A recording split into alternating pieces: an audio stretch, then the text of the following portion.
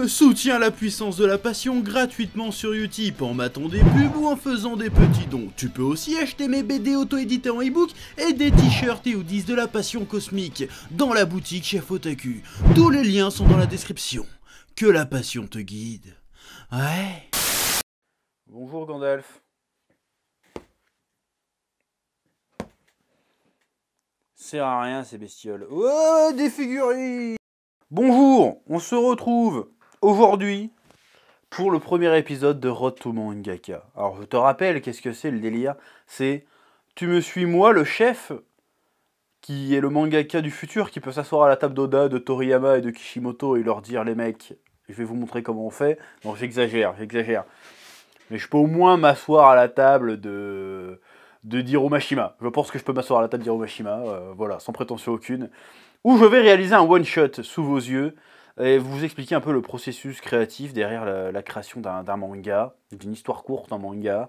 Parce que c'est ça un one-shot, parce que là je me la pète en mode anglais, mais en fait c'est ça, c'est une histoire courte en manga. Voilà. Alors la première étape, quand tu veux faire un one-shot, déjà pourquoi faire un one-shot? Comme je le disais dans la vidéo précédente, le one-shot, l'histoire courte, c'est le format le plus formateur. Parce que souvent l'erreur qu'on fait quand on est mangaka amateur, et l'erreur que j'ai fait 1 milliard de fois, que j'ai encore fait il y a 1 ou 2 ans avec Menu Manga le manga, c'est de se lancer direct dans une grosse série, genre tu te prends pour Kishimoto, tu vas faire le nouveau Naruto. Voilà, ça c'est une erreur. Enfin c'est une erreur, en même temps c'est pas une erreur. C'est une erreur parce que tu n'iras jamais au bout. C'est très très rare les gens qui vont vraiment au bout de leur manga amateur et qui font une dizaine de tomes de leur manga amateur. Ça existe, hein, mais c'est très rare. Parce que devant la tâche, tu vas voir très vite que c'est très compliqué à faire, enfin que c'est difficile, que ça demande du temps, beaucoup d'abnégation. Tu vas lâcher l'affaire. Mais en même temps, ça va rester formateur quoi que tu fasses de toute façon. Même si moi je l'ai fait des milliards de fois, hein, de lancer des projets, de faire ouais je vais faire au moins 10 tomes, je suis un ouf.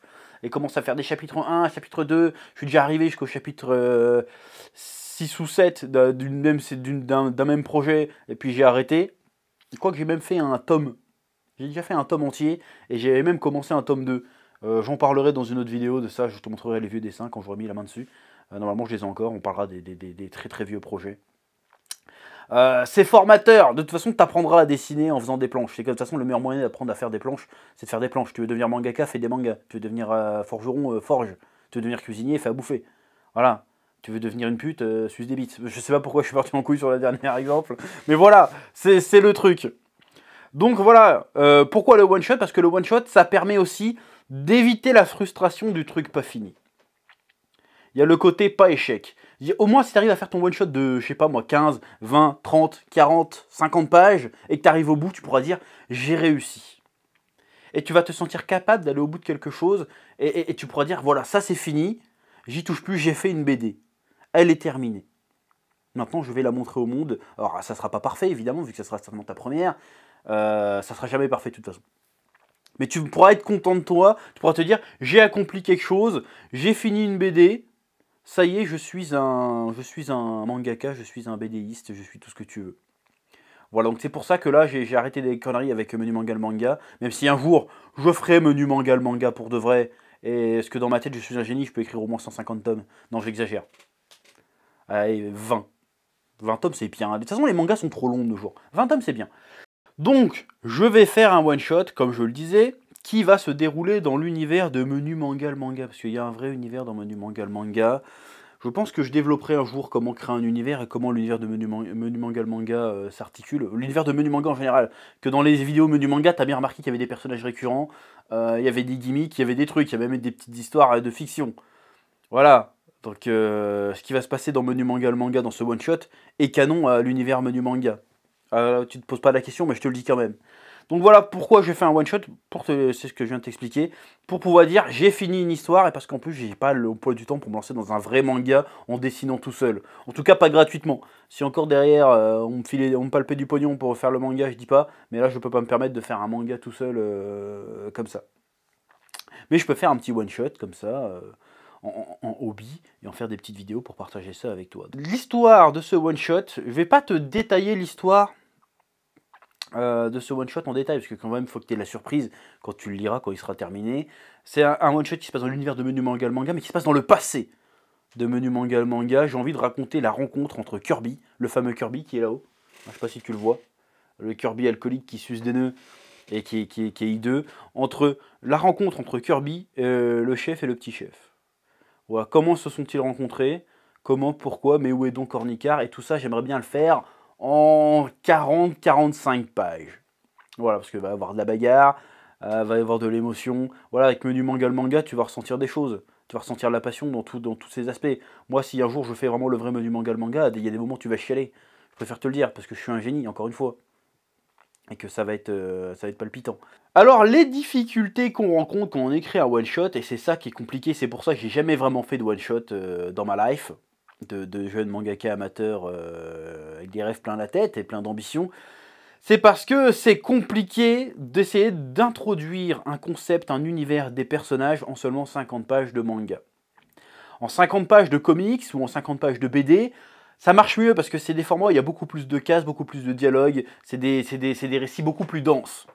Or que le manga de nature est beaucoup plus expansif, comment dire, je suis pas sûr que ce soit le bon mot, mais comme on a virtuellement un nombre illimité de pages dans un manga pour raconter une histoire, et ben souvent on prend beaucoup de pages pour raconter une histoire.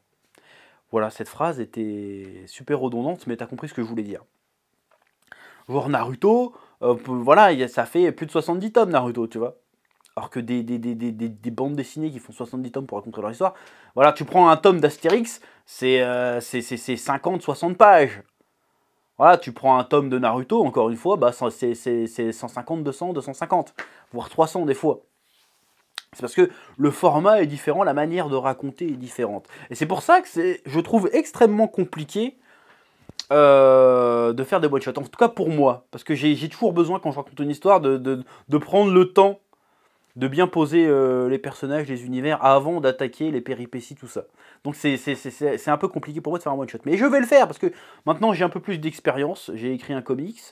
Je pense que maintenant je suis tout à fait capable de faire un one-shot. Mais en même temps, je triche un peu, parce que dans mon one-shot, je ne vais pas totalement introduire un univers ni un concept, parce que je vais prendre un concept que vous connaissez déjà. Je vais prendre les personnages que vous connaissez déjà. Je vais prendre le chef, le petit chef et Kirby. Donc déjà, je triche un petit peu, mais c'est pour bien te montrer la difficulté à présenter un concept.